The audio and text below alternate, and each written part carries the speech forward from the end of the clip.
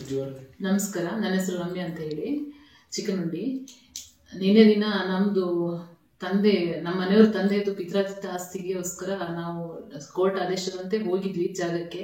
ಆ ಸಮಯದಲ್ಲಿ ನಮ್ಮ ಮನೆಯವ್ರದ್ದು ಅಣ್ಣ ಆಗಬೇಕು ಸುರೇಶ್ ಅಂತ ಹೇಳ್ಬಿಟ್ಟು, ಅವರು ನಮ್ಮನ್ನ ದೈವ ಬಂದ ರೀತಿಯಲ್ಲಿ ದೊಂದಿ ಹಚ್ಕೊಂಡ್ಬಿಟ್ಟು ಇದನ್ನ ಏನೋ ಒಂದಕ್ಕೆ ದೊಂದಿ ಹಚ್ಕೊಂಡ್ಬಿಟ್ಟು ಅದನ್ನ ತಗೊಂಬಂದು ಸುಡ್ಲಿಕ್ಕೆ ಅಂತ ಹೇಳಿ ನೋಡಿದ್ರು.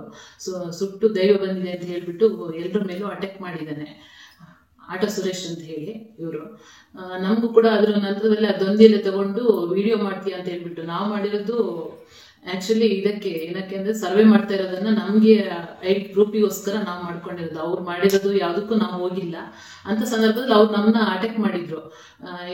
ದೈವ ಬಂದಿದೆ ಅಂತ ಹೇಳ್ಬಿಟ್ಟು ಹೊಡೆದು ಹಲ್ಲೆ ಮಾಡಿದ್ದಾರೆ. ಈ ರೀತಿ ಮಹಿಳೆಯರ ಮೇಲೆ ದೌರ್ಜನ್ಯ ಮಾಡ್ತಿದ್ದಾರೆ. ಯಾವ ಟೈಮಲ್ಲಿ ಎಲ್ಲಿ ಏನ್ ಮಾಡ್ತಾರೆ ಅನ್ನೋಂಥದ್ದು ಗೊತ್ತಿಲ್ಲ. ಇವರು ಮಾನಸಿಕವಾಗಿ ಈ ರೀತಿ ಮಾಡ್ತಿದ್ದಾರೋ ಇಲ್ಲ ಬೇಕು ಅಂತ ಮಾಡ್ತಿದ್ದಾರೋ ಗೊತ್ತಿಲ್ಲ. ನಿನ್ನೆ ಕೂಡ ಬೇರೆಯವ್ರ ಹತ್ರ ಹೇಳಿದಾರಂತ ಇವರು, ನನಗೆ ಮಾನಸಿಕ ಅಲ್ಲ, ಅವರಿಗೆ ಆಸ್ತಿ ಏನು ಕೊಡಬಾರ್ದು ಅನ್ನೋ ಉದ್ದೇಶಕ್ಕೋಸ್ಕರ ಈ ರೀತಿ ಮಾಡ್ತಾ ಇದ್ದೀನಿ ಅಂತ ಹೇಳ್ಬಿಟ್ಟು ತುಂಬಾ ಜನ ಹತ್ರ ಹೇಳಿದಾರಂತೆ.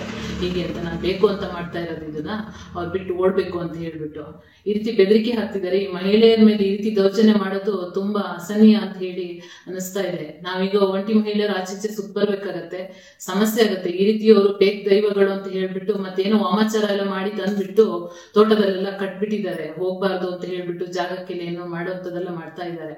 ಇದು ಯಾವ ಉದ್ದೇಶದಿಂದ ಮಾಡ್ತಾರೋ ಗೊತ್ತಿಲ್ಲ. ಆದ್ರೂ ಸ್ವಲ್ಪ ಜನಗಳು ಇದ್ರ ಬಗ್ಗೆ ಎಚ್ಚೆತ್ಕೊಂಡ್ರೆ ತುಂಬಾ ಒಳ್ಳೇದಿತ್ತು ಅಂತ.